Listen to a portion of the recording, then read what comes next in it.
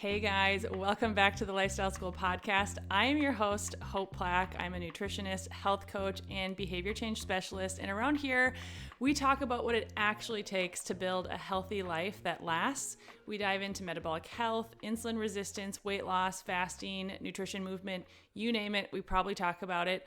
All of the pieces that influence how you feel in your body. But more than anything, this podcast is about closing that gap between knowing what to do and actually becoming the person who does it.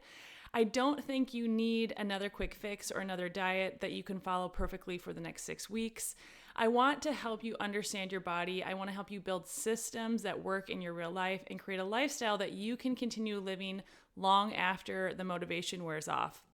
Because the goal isn't just to lose weight, it's to build a healthier, stronger life that you actually want to show up and live every single day. So today's episode is a little different because instead of just hearing from me, you're going to hear from someone who has actually walked the walk and walked through so much of what we talk about here at Lifestyle School.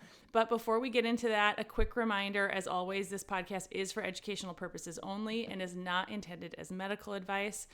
Always consult with a qualified healthcare provider before making major changes to your diet, fasting routine, supplements, exercise, etc. And if you enjoy this podcast, I would love it if you'd share it with a friend, leave a review, subscribe to the channel on Apple Podcasts, Spotify, YouTube. Follow me over on Instagram or Facebook at Hope Plack Coaching.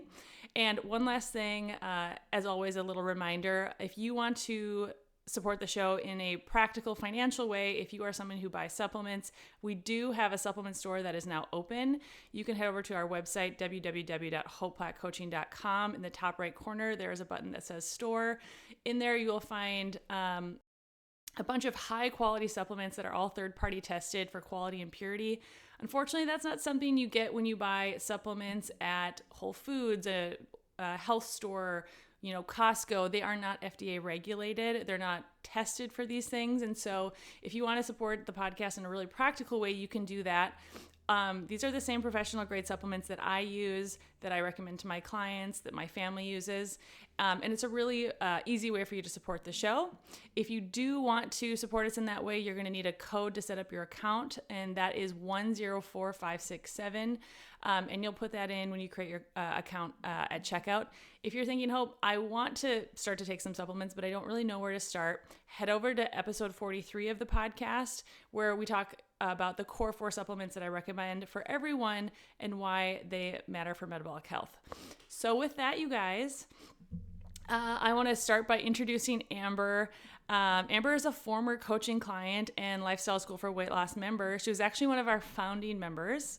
So it's really fun that we get to connect today. And we have stayed in contact over the last about 2 years. When Amber and I started working together, she wasn't brand new to weight loss. She had tried before. She had worked hard before.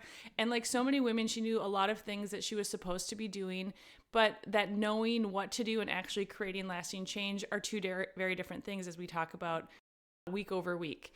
And that's really what I want this conversation to be about today. Yes, we're going to talk about weight loss. We're going to talk about fasting, insulin resistance, metabolic health, etc.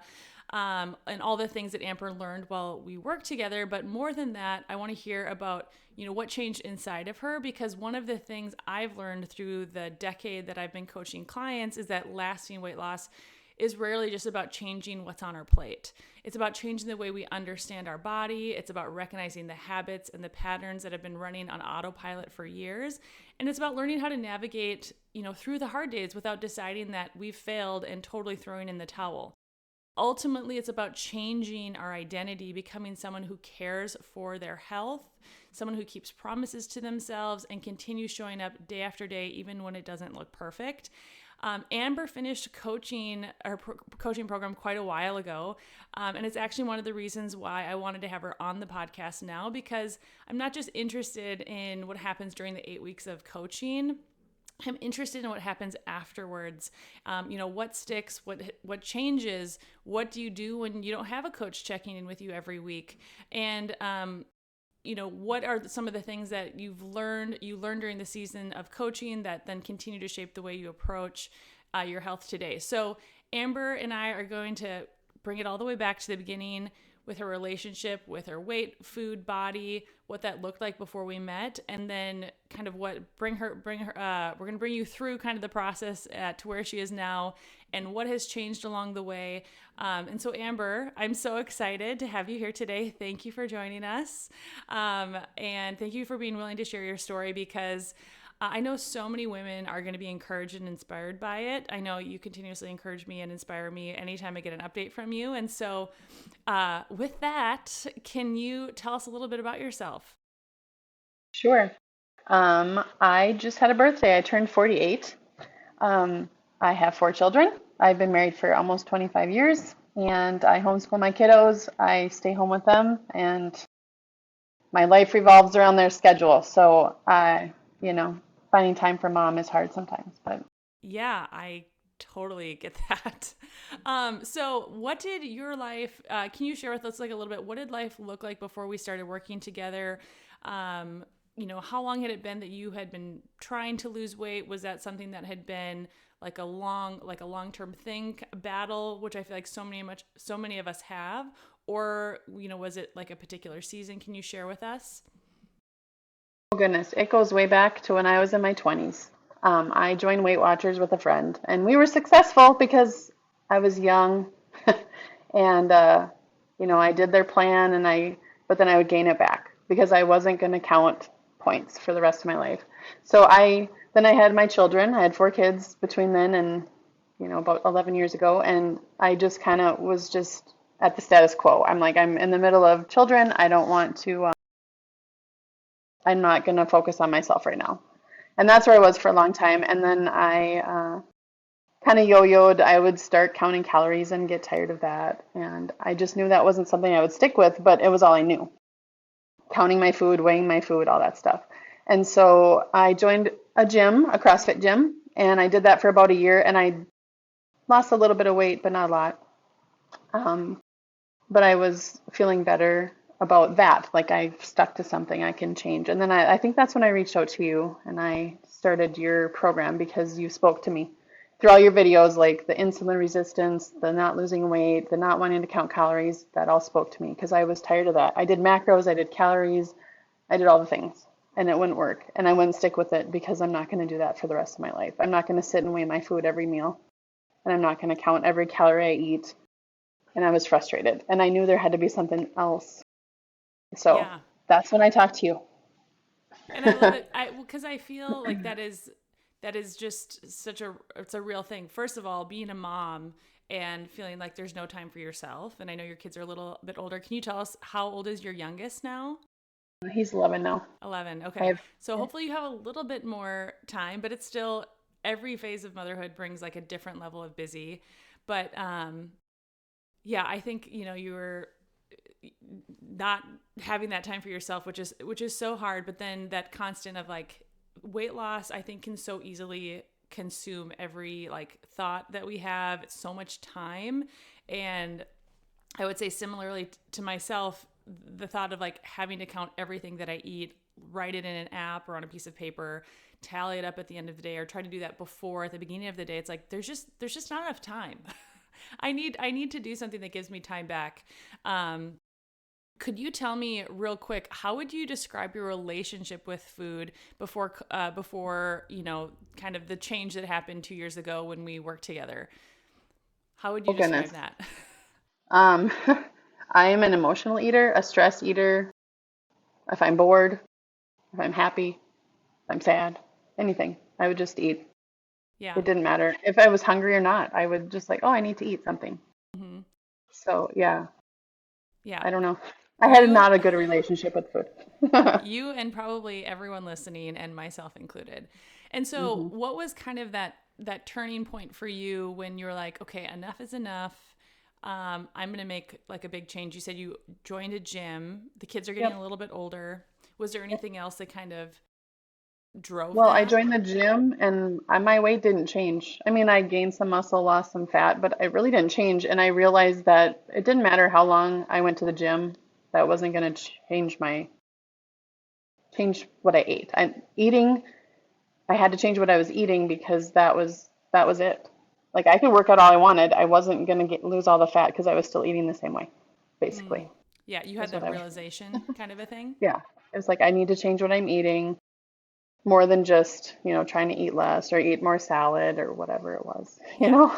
Yeah. And so you kind of mentioned this, but I saw videos talking about metabolic health, insulin resistance, Mhm. kind of my approach. Was there anything that you were skeptical about, or like because, I talk about fasting. I think for a lot of people, they're like, oh, I could never go without eating food. I mean, that was me before I started fasting, right? There was just like, no way. Were you skeptical about anything? Did the thought of fasting intimidate you? Absolutely. I, like I said, I would just eat every couple hours. And so the thought of not eating for um, longer periods, I dabbled in intermittent fasting for a little while, but that was about all I could go is from supper to later breakfast. And when you talked about, 36-hour fast, I was like, ooh, that's a long time. But you had an approach that helped me be able to do that. But Yeah. maybe you'll touch on that later. But yeah, it was very intimidating to go that long. Yeah. And what was it that like kind of gave you the courage though to step out and just do it? Because I remember we worked about 2 years ago together, but I remember you were just so willing. You're like, you know what? I'll try it, which is not everyone I work with. Some people need a much slower, gentler approach, which I also understand. We all have like our own personalities, health concerns, etc. But what do you feel like kind of gave you that push? Well, like I said earlier, what you were talking about resonated with me 100%. Like everything you said made sense to me. It clicked, and it sounded like it was something that would work for me. Um, and I had tried things. I wouldn't say I tried them 100%. Like I would stick with them, but I was just trying the calorie counting or the macro counting. And after about a month or two, I would just get so tired of it, and I just would give up. So Mm-hmm. I wanted something that I could stick with, and Yeah. but like I said, it was intimidating, but I But gave you it a did it. shot. You I did. did. And so I'm curious, when we started working together, what surprised you, or like what challenged your thinking? Um, well, I come from the 90s, the 80s and the 90s, so everything was like low fat, and you were telling me to eat more fat. And Hmm. so in my mind, I had to shift my mindset, like fat's okay, fat's good for me. That was one big shift. I don't know. I guess I kind of lost the question in my thinking here. No, that's okay. Can you say it again? What challenged you? What challenged your thinking, Okay. or like surprised you when we started working together? Yeah, that I could do the fast and that I wouldn't starve to death in a in Yeah, that that's time always period. a big And one. yep, and like I said, the changing my mind about eating fat, like you know, low fat is key. You have to have fat-free everything, and so just introducing more fat into my diet was a big deal Hmm. for me. Yeah, So and I think that's a big one because I feel like we've kind of as like a society accepted that the low fat like fad was bad, mhm. on some level, but I do think there's still a lot of like ingrained thinking, especially for women, about the whole low fat. It's like, we low fat. And if we don't have fat, especially if we're going low carb, I mean, it's just like a train wreck and we're going to be so hungry. And you either have to be high carb, high protein, or high fat, high protein. Relatively speaking, you like if you're high fat, high carb, it's not a good combination. Um, did um, did anything start to change like when we started working together, like about what you believed about weight loss? um, yeah, I I was always in the mindset that I had to reduce, what I ate. And I feel like maybe I do reduce what I eat because I'm fasting and I'm, eating only till I'm full. So in the end, I am reducing what I eat, right? But I'm Mm-hmm. not focused on that and I'm not, counting that and I'm not sitting there and worrying about every bite I put in my mouth, you know? Mm-hmm. Yeah, no, and that's a really big difference. The focus on like the healing and then the nourishing versus like reduce, reduce, reduce, which, and then I think also the focus on that change in focus partnered with like the metabolic changes like even our experience of hunger. Because I think when you're constantly thinking about restriction, it makes you think about food more because you're like trying to restrict. And so that is something that we do very differently here. When you before we started working together, how much had you heard about insulin resistance or metabolic health previously in any of your, attempts to lose weight with like the macro counting, Weight Watchers, etc.? Had that even been a part of the conversation? No, I think you're probably one of the first that I heard it from. I mean, I maybe see a reel here and there about it, but yeah, honestly, I had never thought of the connection between all that because I do have pre-diabetes and I have, you know, a lot of diabetes in my family, but I never connected all that, I guess. So Yeah. So how did learning about that change the way like you started to think about your body out of curiosity? I started to think about my body, like how it all worked together. Yeah. So how did that Um, change like how you started to think about your body, fat, weight loss once you started to understand the role that insulin played? Gosh, that's a hard question. Is it? I don't know. I don't know. I don't know if I have a good answer to that. No, that's okay. How I started thinking, Did but you yeah, just realizing the connection between what I ate, and how it affected me, and yeah, I just never thought about that. I mean, I have checked my blood sugar over the years and try to keep that in check, but I feel like it's more than that.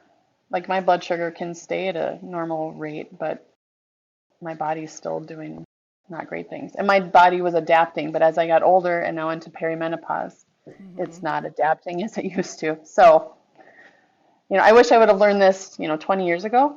Yeah. So I could have changed then, knowing what I know now. But, you start where you are. Yeah, and you just keep going and you do the best you can with the tools and the Yep. resources and the knowledge that you have. And that's Yep. what I feel like you have done a really good job of. I feel like something that I observed in you, if you don't mind me sharing, is that like when you started to understand about like how insulin worked, I think it changes the way you frame, what you're going to choose to eat, right? Because it's not about, again, the calorie counting. It's not about even necessarily like cutting out specific food groups, but it's about thinking, oh, if I eat this, I'm really going to stimulate my insulin. And do I want to do that? Like, is that in line with what I'm trying to do right now versus, just again, reduce, reduce, reduce. Um, I'm curious here. What did you notice about when you started fasting? How did you notice that affect your hunger? I remember And that the first week we worked together and you told me the plan and you said, when you aren't hungry anymore, then start your fast. And I was like, that'll never happen. And so I was very skeptical of you. But I got to like this, maybe the third day, I think, and I was not hungry. And I don't remember ever feeling that way because like I said, I would eat, I was in the every 3 hour for a while diet, every 3 hours have something to eat. And so I was just used to that. I would just eat every couple hours. And so when you said that and it happened, I was like, okay, this maybe can she's work. onto something. Right. Yeah. So I stuck with the plan and yeah, so that was revolutionary to me to not feel hungry Yeah. because I And don't remember a time where I would go a couple hours without feeling hungry. which I think totally changes the experience of weight loss when you're not constantly hungry and like Right. having that internal battle and like bargaining happening about like I need to eat food, but I shouldn't, but I want to, and I feel this. It's like this biological drive.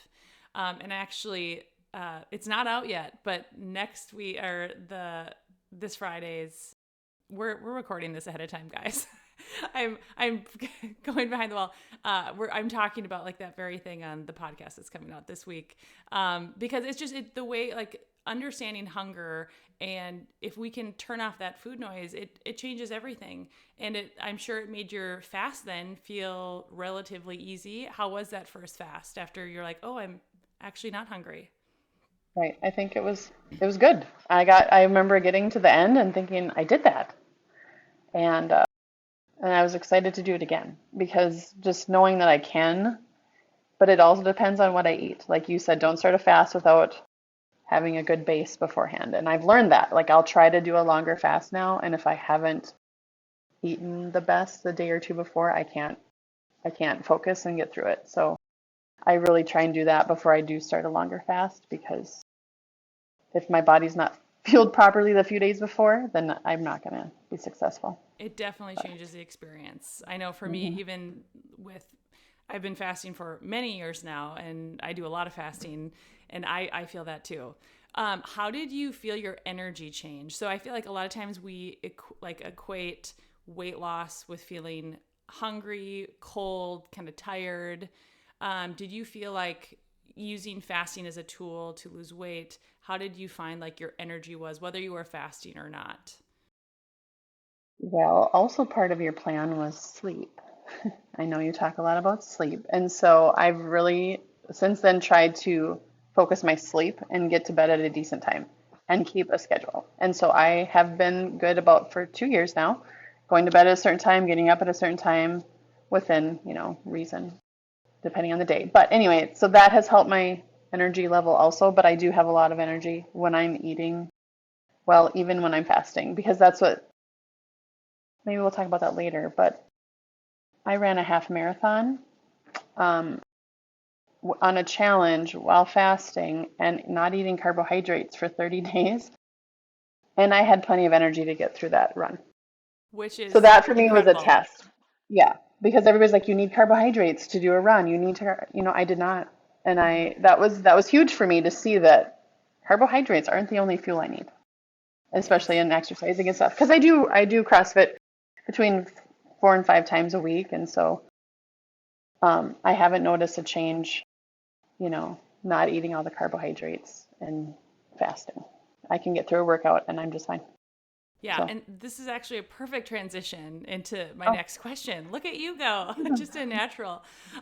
So, we talk about it's like not only about trying to lose weight. Like that's, obviously, I think a lot of times the thing that gets people in the door, but at the end of the day, if we want to be successful, and I feel like you have been successful. I know we were talking before this, and you're like, well, I'm not perfect and I don't have it all figured out. And I'm like, welcome to the club. None of us do. It's like, being healthy, being at a healthy weight is this never ending journey that I don't think ends until we die. Which I think if you can change that mindset and then change your approach to make it sustainable in that type of a mindset, we're going to be successful long term. But it's not just about losing weight; it's becoming the person who naturally like lives differently, uh, who prioritizes their health. Sorry, I'm only halfway through my coffee, trying to find the words. But so you said you ran a half marathon. I remember when you told me that you were doing that, and how, yeah, you've done more than ooh. one. I remember when you told me that in one of your updates, I was like, what? The Amber's girl who's running? never run a mile. Yeah. Yes. So can you just tell us a little bit about like, so you've become a different person over the years. It started before we started working together, and I think working together was another like catalyst part of it because you lost a Yep. decent amount of weight, which makes it Yep. easier to do things like run a half marathon. Tell us about that process and kind of how that has looked over the last 2 years of becoming the person, Amber, who runs half marathons, who goes to CrossFit Right. 5 days a week. Tell us about Right. that. Yeah. If you'd have told 4 years ago, Amber, the things that I've done, I would have never believed you. Because I literally ran my first mile in July of 2025. First Amazing. mile in my whole life at 46 years old. I then ran a 5K and another 5K. And then I thought, I can do hard things. I listen to Hope. She's running 5 minutes in the morning. She can do hard things. I can do hard things. And I think that kind of spurred me on because like seeing you do that every day, it was kind of fun. And so I'm like, I'm going to sign up for a half marathon, but I'm not going to tell anybody. It's just going to be my thing. And then knowing myself, if I keep it to myself, I will have no accountability. And Mm. so I told some people and I told the wrong people. And then ended up running two half marathons in 1 month. And just thinking about that first time, I just remember crying at the end, like, I did that. And believe me, I don't run the whole 13 miles. I run and I walk, and I'm really slow, but I finished it. And so I had to prove to myself that I could do that because losing weight is hard. Changing your lifestyle is hard, especially when you're in your 40s and you've done it for so long. Um, Going to the gym regularly is hard, and I think I told you ultimately my goal was to be an example for my children. And I don't know that they're changing how they live at this moment because they're older teenagers, most of them. And then, but I'm setting the example. So one day they'll look back and say, oh, mom did those hard things. Mom changed her diet. She cared about her health. So anyway. Yeah, no, I think that is so beautiful. Um, so I'm curious about, so like Amber pre first running that mile, like what were like those, what were some of the things that you were believing about yourself that weren't true that then changed? I know that's So like, many it's things. a really hard question, So putting you on many the spot. things. Yeah, no, there's so many. But just that I can do hard things and that I am capable. I always thought I'm not an athlete. I joined the gym and they call us athletes at the gym. Like, I'm not an athlete. But yeah, so it was good to get me out of my comfort zone. The training was terrible. Like, I think the training is worse than the actual race because you have to be consistent. You have to do it, and that was hard for me. So just seeing that I can do something hard because I'm kind of a quitter. I'd start a diet and I would quit when it got hard and it wasn't working or whatever. So for me to stick something through was huge Yeah. Well, I for would everything in say, my life. let's Mhm. reframe that. You said, I'm kind of a quitter. You're not. You used to be kind of a I quitter, used to be. Yeah. but now you're not. You're someone who Yep. does hard things, who shows up for Yep. themselves. And I'm Yep. curious, how do you feel like your confidence, like in yourself, has changed, or just like in general in life, since you started showing up for yourself, telling yourself you can do these hard things, and then actually doing them? How have you seen that affect not only like your weight loss journey, but other areas of your life? I'm curious. Yeah, I guess I didn't notice it so much, but my husband made a comment like one day he's like, "You just seem so confident." Like, because I've always kind of like shut myself in my shell and worn clothes to like hide my body. And he said, you just have this confidence. And I thought about it. I'm like, I do. I feel it. But it was for him to tell me was what I needed to hear because I wasn't seeing it in myself because Mm, I still see myself as the heavy version of myself. And that body dysmorphia, that's real. And so yeah. just having him tell me that, I was like, oh, I'm not at my goal. I'll be honest. I'm not at my whatever my goal is. I don't have a weight goal, but I have a idea of what I want to be. I just want to be healthier, and I don't want to end up with a lot of health problems when I'm older, like my family has. But yeah, that was nice to hear from him because I didn't see it in myself until he said it, and I thought, yeah, I do feel better. I do maybe. I usually sit. I'm sitting slouched, but I would walk in a different way, and I would present myself in a different way. And so after he told me that, I thought about it. I'm like, oh yeah, I am. I And feel that comfortable in my own skin. And that is such a beautiful thing. And I think also having like that person who's the closest to you in the world who sees all parts of you, your spouse, it's really hard to hide parts of yourself from your Right. spouse, Yep. and to have them call that out in you, I think is so beautiful. And, it's helping you see that in yourself. Do you feel like your self talk has changed through this process? How you like that internal dialogue that's going on in your head all the time? How has that changed? Yep. Um, yeah, my self-talk has become a lot more positive. I do find it coming out negative from time to time, but I can catch it. I can be like, no, that's a lie. You can do this. You're better than that. You don't have to listen to those lies anymore. So, depending on the day, sometimes I listen to them more than others, but yeah, I'm a lot better at um, talking to myself because, we're always our own worst critic. And so, yeah, absolutely. I'm not there yet, but We're all a like work I in said, progress. it's just when you can catch yourself and realize what you're doing, because I wouldn't say that to my friend. I wouldn't say that to my husband. I wouldn't say that to my kids, but I would say it to myself. And so just catching it and just reframing how I'm thinking about, you know, Yeah. even though I'm not at my goal after how many years I've been doing this, but I'm one foot in front of the other and sometimes it's one foot back and then just keep going, Yeah. you know. And I think that's also another reason why, Amber, I wanted to talk to you, because it's like, um, I don't know that it's a relatable story to anyone. If anyone's like, "Well, I did it perfectly. I'm perfectly at my goal and I'm staying there perfectly." Like Yep. that's just not real life. Like maybe we see Yep. that online, but I can guarantee you behind the scenes that's not what's actually happening. It maybe is being like what's presented.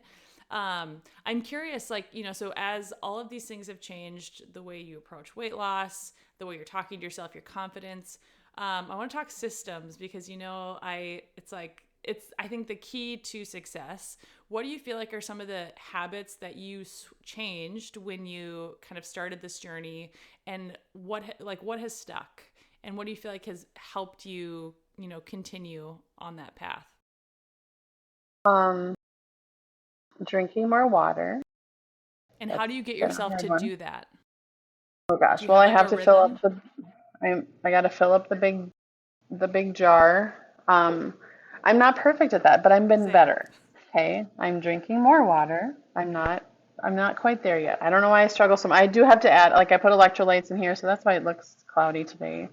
So I have my electrolytes in there for after my workout. So water was a huge one for me because I realized that I retain more water when I don't drink enough water. It's weird. And then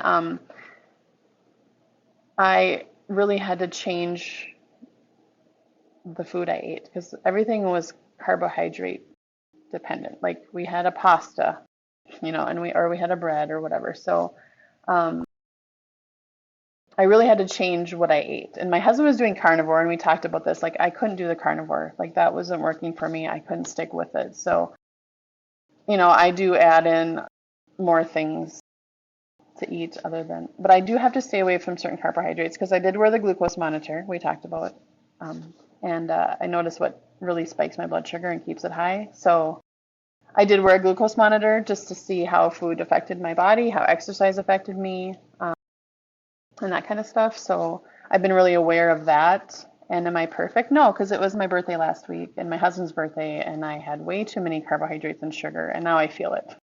This week I'm sluggish, and so Tuesday we were back at it, just back on the plan. But yeah, I'm just rambling right now. I'm so sorry. No, Lost my that's train of okay. thought. So I added water. I had to really focus on what I ate and made, more protein, higher fat, less carbohydrates. And that's what works for my body. Um, and then the glucose monitor really was eye-opening for me. And yeah. Do you feel like the glucose monitor, it's a little bit of an investment. I've done it. Mhm. I have Yep. people ask me about it frequently, but it is an investment. Do you feel like it was worth it for you? Like just seeing that kind of play by play throughout your day, how your sleep, Yep. stress, Yep. exercise, food affected your blood sugar, Yep. especially as And that's, someone who's struggled with like insulin resistance and prediabetes? yep. Yeah. I think it was huge because it would update every 5 minutes, and it kept me not wanting to eat certain things because I was just like, well, I want it to stay lower, and I set my target low so I could keep it lower.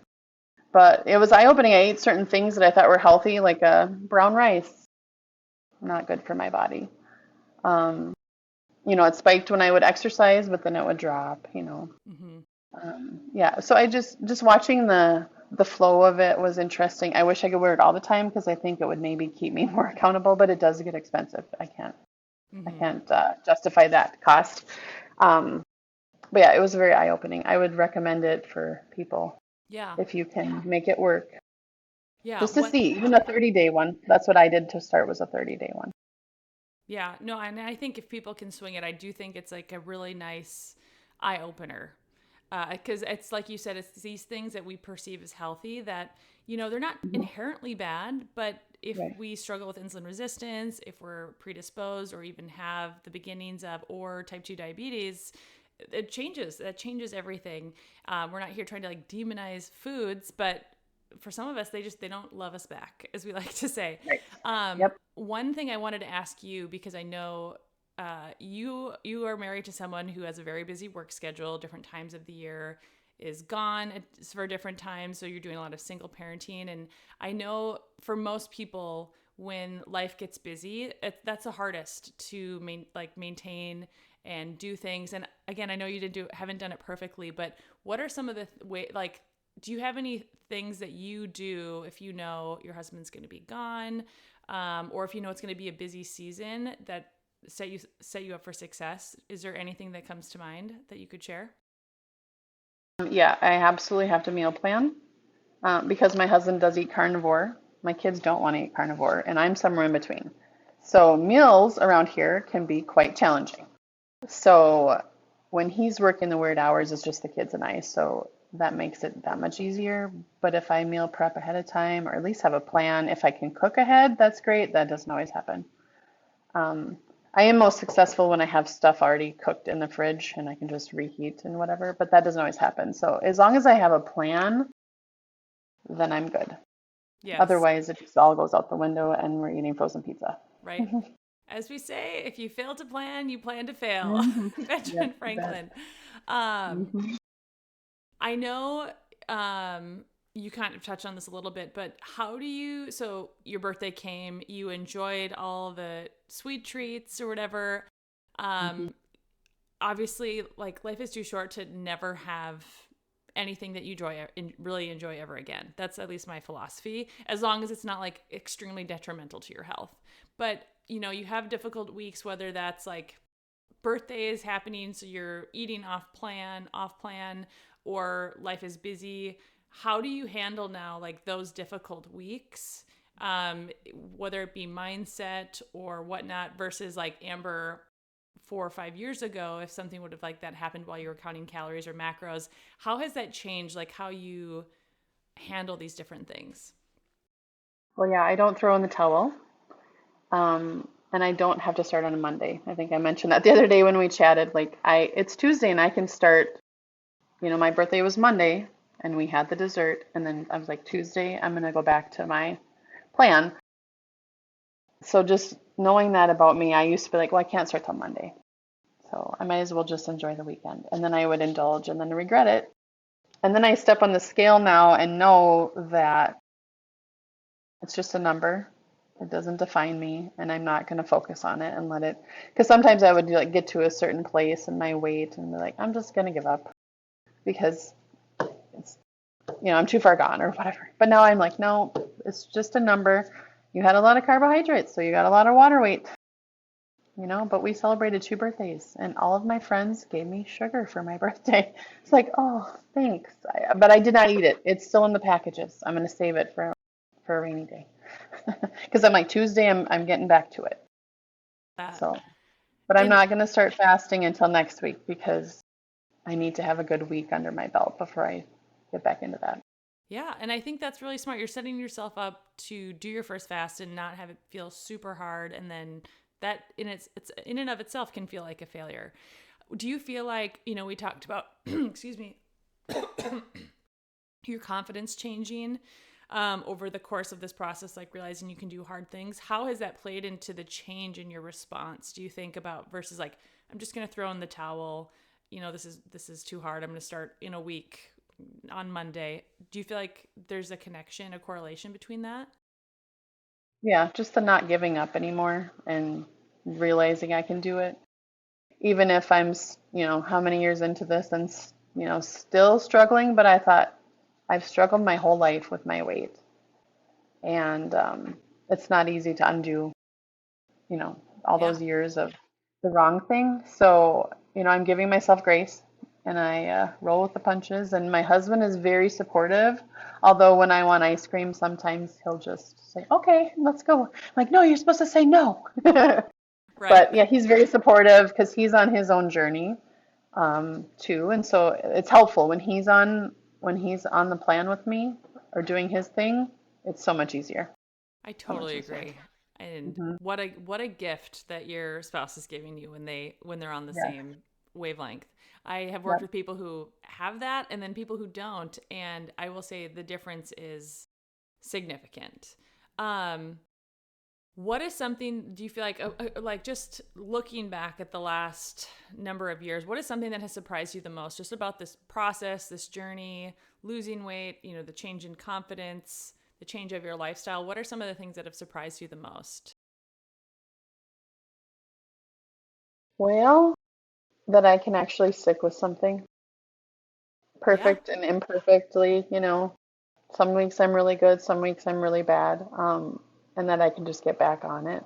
because like I said before, I would just quit when things were hard or when I just was like, I'm tired of this, you know. So Yeah. just that I keep going back to this because I know it works for me. And everybody's got to find what works for them, and this works for me. And so just the fact that I can go back to it and I haven't given up, even though have had imperfect weeks and sometimes many weeks, but I can get back to it. And then a video of you will come up on the Facebook or Instagram, and I'll be like, okay. So that has helped me, beyond what you know. So I appreciate you being vulnerable and sharing your journey because so many people put out their best face, like I have no problems. And so for someone to be real and share like that, it's huge. So Yeah, I feel like it's needed. And that's why I'm so thankful that you're willing to share your journey as well, because I know, you're in a little bit different season of life than I am. My kids are a little bit younger. hmm Sorry, I thought I heard the I have door in my, I have one of one my, here. I thought I had a kid coming in the behind the door for me too. But I just like, you're in a little bit different season of life than even I am. And you started later. Like I've been doing this for a really long time. But I know like my hope, and I'm sure yours as well, is like if it can help one woman decide like I'm in my 40s, I'm worth the effort, and like I'm not too far gone. I can do this. Like it's worth it, right? Sharing your story, being vulnerable, and then like just being like I'm not perfect. I never have been, never will be. We're not. um and yeah, it takes the pressure off. So couple questions to wrap up. I don't know, I think I sent you these rapid fire questions, so I don't know if you thought about them ahead of time, but one word to describe your journey, what would it be? I should have thought about these ahead of time. Um, Bumpy. Bumpy. Yep. I love that. What is your favorite healthy meal? Oh goodness, steak. My husband Oh, makes on the smoker. yes. Favorite fasting tip? Oh, lots of water. I love that. Biggest myth about weight loss? That it's easy. It's not easy. It's not. What's something that you no longer believe after this process and as you've like come through all of this stuff the last couple of years? Um, what I don't believe. I'm sorry. Yeah, no, it's something that you no longer believe No longer believe. about weight Okay. loss or That maybe fasting. yourself. That fasting won't work. Yeah, that it's gonna hurt you. Yeah. Your Yeah. hormones That are gonna I won't be able crash. to do it. Yep. You Yep. can't run a half marathon fasted. Right. Um, what is something that you're really proud of yourself? That I ran those 2 half marathons. As Yeah. you should be. I don't know that I could do that, Amber. I don't know that I have any desire to do that If either. I could, you could. I If I bet I could, you could. could. Yeah, Yeah, I bet you I could. could. But do I You want just to? have to have time to train. That's a big deal. Right? Yeah. Do I want to? You've got a Absolutely lot not. going on. I do. Coffee or tea? Are you a coffee or tea drinker? Um, Coffee. Same girl, same. Although I do like some tea later in the day if I'm fasting to warm me up and just, Oh yeah. kind of be hmm cozy with. Morning workouts or evening workouts? Okay. I like the morning to get them done, but I'm all over the place Yeah, I'm because of schedules. 10 out of hmm 10. I prefer the morning. In the evening, Yep. I'm just I like just too like to get it tired. done. Yep. What's one book you think everyone should read regarding this topic? Regarding this topic, oh, I don't even know. Do you have any? I I haven't read any books on this topic. Hey, that's fair. That's fair. Okay. Well, Amber, thank you so much for being here. Thanks for being vulnerable. And like I said, you know, I think it's so beautiful that you have not given up on yourself and you've decided to show up day after day imperfectly and just, build that confidence of like you're worth the effort and you know that. And it's as like a coach, we got 8 weeks together, which is such a short period of time in the course of your entire life. It's just like barely a blip on the screen, but to like get the updates from you, to see you going out there and like doing these things that you thought was not at all a possibility, running these half marathons, exercising, like I can see, like, we're friends on Facebook, so it's like I can see, we don't live near each other, but I can see these pictures of you smiling with your family, and it's like I can see that confidence that your husband pointed out, and it's a beautiful thing to see. And I just want you to know I'm like so incredibly proud of you. I think it's so cool that you're like walking this path, showing your kids what it looks like as a busy mom with so much on her plate to show up to care for herself physically, mentally, emotionally, spiritually. Because that's more is caught than taught, I think, when it comes to our kids. And so what a gift to them. And I'm sure there's more people in your life who are watching you and are like, wow, that is really cool. She's inspiring me, whether they tell you or not. I'm positive that people are thinking of that. So with that, you guys, I want to just say thank you so much for listening to the podcast today. Amber, thanks for being here. On the first guest episode of the podcast, I was like, I don't know, I've never done this before. We're going to make it work. So thanks for hanging in there with me as I figured out this new format. But if you guys are inspired, I just want to encourage you, just take the first step today. It doesn't have to be something big. It can be something small.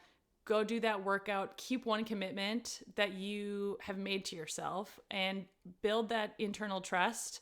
And it's going to pay off, and it's not going to look perfectly, but you just got to keep showing up one day after another, because when we keep showing up is when the true magic happens, because our life is just essentially an accumulation of these small choices that we make every day.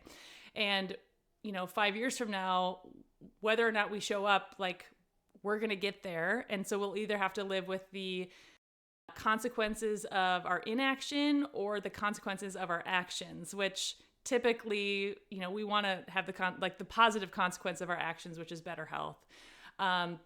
So with that, you guys, thank you so much for being here. Don't forget to subscribe to the podcast. Leave a comment, a review, follow us over on social media, share this with a friend. Really excited about what's to come.